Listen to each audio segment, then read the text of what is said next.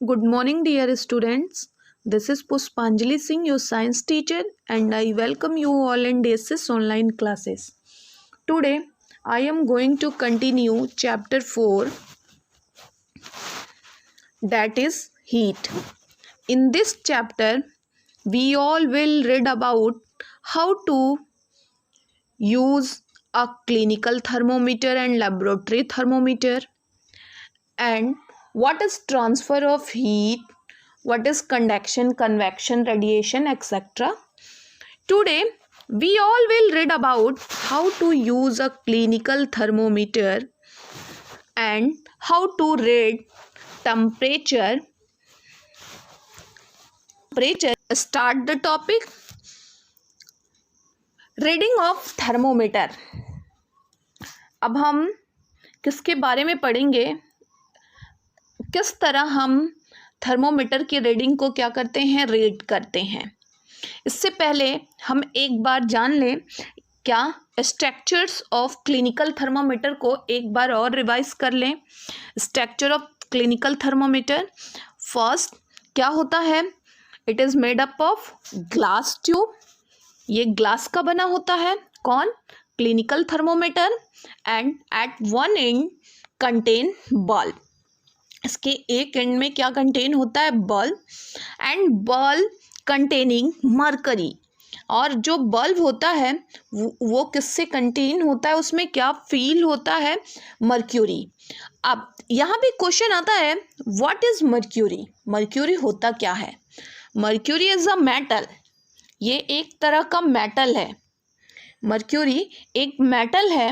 अब क्यों हम थर्मोमीटर में बहुत सारे मेटल होते हैं, क्यों उसको नहीं फील करते हैं, क्यों केवल मरकरी क्यों ही हम थर्मोमीटर में क्यों फील करते हैं. इसका रीज़न क्या है. इसका रीज़न ये है, mercury is very sensitive to heat and need very little heat to expand. And also its expansion is uniform. Mercury इतना सेंसिटिव मेटल होता है, अगर मरकरी को थोड़ा भी हीट मिले तो ये क्या करता है, एक्सपेंड कर लेता है. और इसकी फीचर क्या होती है, it does not sticky on the wall of capillary tube. एक फीचर ये भी होता है कि ये स्टिकी नहीं होता है, चिपचिपा नहीं होता है, और ये ना ही कैपिलरी जो ट्यूब होता है उस पर चिपकता नहीं है. इस वजह से हम because use mercury in thermometer, इस वजह से हम मरकरी को थर्मोमीटर में क्या करते हैं, यूज़ करते हैं. आई होप आपको समझ में आ गया होगा मरकरी को क्यों हम थर्मोमीटर में यूज़ करते हैं. एंड नेक्स्ट, इसमें क्या होता है, थर्मोमीटर में यहाँ पे एक उठा हुआ पोर्शन होता है जिसको हम क्या कहते हैं, इस तरह होता है जिसे हम कहते हैं, क्या कहते हैं, किंग कहते हैं. ये क्या करता है, ये जो मरकरी का लेवल जल्दी क्या हो, फॉल ना हो. The temperature will fall as soon you remove the temperature from the mouth. जब हम मुंह में डालते हैं थर्मोमीटर को, उस समय ये थर्मोमीटर क्या करता है, टेम्परेचर को बताना शुरू कर देता है. लेकिन अगर हम माउथ से बाहर निकालते हैं तो क्या होता है, अगर माउथ से बाहर निकालेंगे टेम्परेचर कम होगा, तुरंत क्या हो जाएगा, जो ये मर्क्यूरी है इसका लेवल क्या हो जाएगा, गिर जाएगा. तो इस लेवल को क्या करे, गिरे ना, उसको कौन रोकता है, किंग. कौन रोकता है, kink. How to read a thermometer. अब हम पढ़ेंगे कैसे हम थर्मोमीटर को रीड करेंगे. First, note the temperature difference indicate between the two bigger mark. सबसे पहले जो टेम्परेचर है, दो मार्क के बीच के टेम्परेचर के डिफरेंस को क्या कर लेंगे, नोट कर लेंगे. And also note the number of division shown by smaller mark. और ये जो बड़े दो बड़े मार्क हैं, इसके बीच में जो छोटे छोटे डिवीज़न होते हैं उसको क्या कर लेते हैं, नोट कर लेते हैं। Suppose the bigger mark read 1 degree. अब सपोज कर लें कि क्या है, ये 36 है और ये है 37। इन दोनों के बीच का डिफरेंस कितना है, 1 डिग्री। 1 डिग्री है। अब इसके बीच में कितना है, and there are 5 division between them, और इसके बीच में कितना डिवीज़न है, 5। तो इसकी वैल्यू कितनी पुटअप होगी, 1, ऐसे 1/5। अब इसको जब इसकी वैल्यू कितनी आएगी, 0.2 डिग्री सेल्सियस। इसकी वैल्यू कितनी आएगी, 0.2 डिग्री सेल्सियस। अब जो हमारा क्लिनिकल थर्मोमीटर होता है उसमें क्या होता है, ये 36 डिग्री, और 36 डिग्री के बाद क्या है हमारा 37 डिग्री। अब इसमें कितने बीच वाले जो स्मॉल डिवीज़न है, वो स्मॉल डिवीज़न कितने हैं, 10 स्मॉल डिवीज़न है। अब इसको हम कैसे पुट अप करेंगे, इसकी वैल्यू क्या होगी, एक स्मॉल डिवीज़न की वैल्यू कितनी होगी, यानी इन दोनों के बीच का डिफरेंस कितना है, 1 है। तो स्मॉल डिवीज़न 1/10। 1/10 जब इसको हम कैलकुलेट करेंगे तो इसकी वैल्यू कितनी आएगी, 0. कितना आएगा, 0.1 डिग्री सेल्सियस। यानी जो इसके बीच में एक स्मॉल सेल है, उस स्मॉल सेल की वैल्यू कितनी है, 0.1 डिग्री सेल्सियस। ठीक है। अभी भी हम लोग बॉडी का टेम्परेचर किस में बताते हैं, फ़ारेनहाइट स्केल में ही बताते हैं, लेकिन हमारी इंडिया ने किसको किया है, किसको, सेल्सियस को। लेकिन अभी भी जो हम लोग टेम्परेचर को बताते हैं किस में बताते हैं, फ़ारेनहाइट स्केल में ही। अब आपको फाइंड आउट करना आ गया होगा कि कैसे हम वैल्यू को पुट अप करते हैं। ठीक है। And next topic, how to use a clinical thermometer. अब जो हमारा नेक्स्ट टॉपिक है, अब हम क्लिनिकल थर्मोमीटर का यूज़ किस तरह करते हैं, यूज़ कैसे होता है।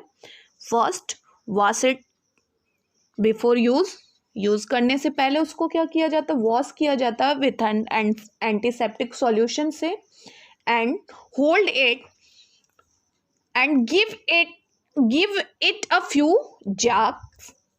अब उसको क्या किया जाता है, पकड़ के उसको क्या किया जाता है, फ्यू जाग।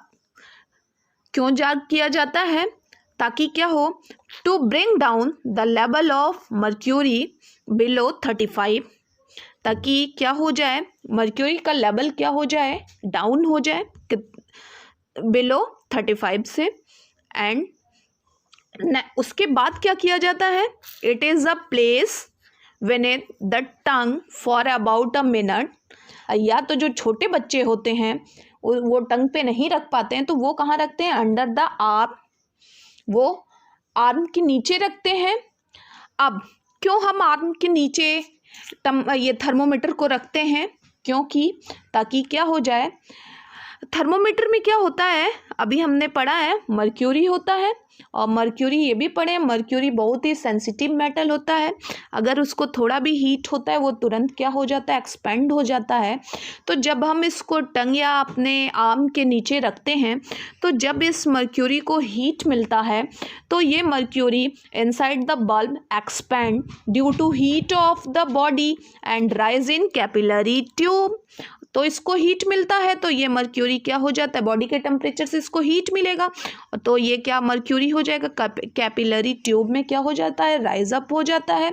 और राइज अप होने के बाद से then you can take it out. और हम उसको क्या करते हैं, थोड़ी देर बाद 1 मिनट बाद उसको क्या करते हैं, कुछ मिनट बाद उसको अपने टंग से या आर्म से उस थर्मोमीटर को निकालते हैं and observe the temperature reading on the thermometer. और फिर उसके बाद से हम उसके जो टेम्परेचर है उस टेम्परेचर को क्या कर लेते हैं, रीड कर लेते हैं। अब रीडिंग अभी मैंने बताया ही है किस तरह रीडिंग किया जाता है। उस थर्मोमीटर पे क्या होता है, रीडिंग लिखा होता है, क्या होता है उस पे रीडिंग लिखा होता है, दोनों रीडिंग होता है, सेल्सियस भी होता है और क्या होता है, फ़ारेनहाइट भी होता है। सेल्सियस का जो स्केल होता है थर्मोमीटर में वो कितना होता है, सेल्सियस का जो होता है वो कितना होता है, कितना 35 डिग्री। जो क्लिनिकल थर्मोमीटर में सेल्सियस स्केल होता है 35 टू 42 डिग्री तक होता है, और फ़ारेनहाइट स्केल जो होता है उसमें जो क्लिनिकल थर्मोमीटर का रीडिंग होता है 95 डिग्री 105 डिग्री फ़ारेनहाइट होता है। अब अगर हम अपनी बॉडी के टेम्परेचर को थर्मोमीटर से चेक करते हैं कि नॉर्मल बॉडी की टेम्परेचर जो होती है वो कितनी होती है, 37 डिग्री सेल्सियस। इट मीन 37 को जब हम कैलकुलेट करते हैं तो 98.6 डिग्री फ़ारेनहाइट होता है। अब ये जो एवरेज हेल्दी पर्सन है उसका टेम्परेचर है। अगर हम अपनी बॉडी को थर्मोमीटर से चेक करते हैं तो क्या है, अगर हमारा टेम्परेचर इससे थोड़ा ज़्यादा या थोड़ा सा कम आता है तो ये नहीं हम सोचेंगे कि हम बीमार हैं, ठीक है, ये थोड़ा हेल्दी होता है। ये तो एक फाइंड आउट किया गया है कि एक हेल्दी इंसान का जो बॉडी का टेम्परेचर होता है वो कितना होता है, 37 डिग्री सेल्सियस। अब आपको ये समझ में आ गया होगा कि थर्मोमीटर में क्यों हम मरकरी का यूज़ करते हैं। अब थर्मोमीटर की रीडिंग किस तरह हम फाइंड आउट करेंगे और किस तरह थर्मोमीटर का how to use a clinical thermometer आपको समझ में आ गया होगा। And next topic we will discuss in next video. Take care. Bye.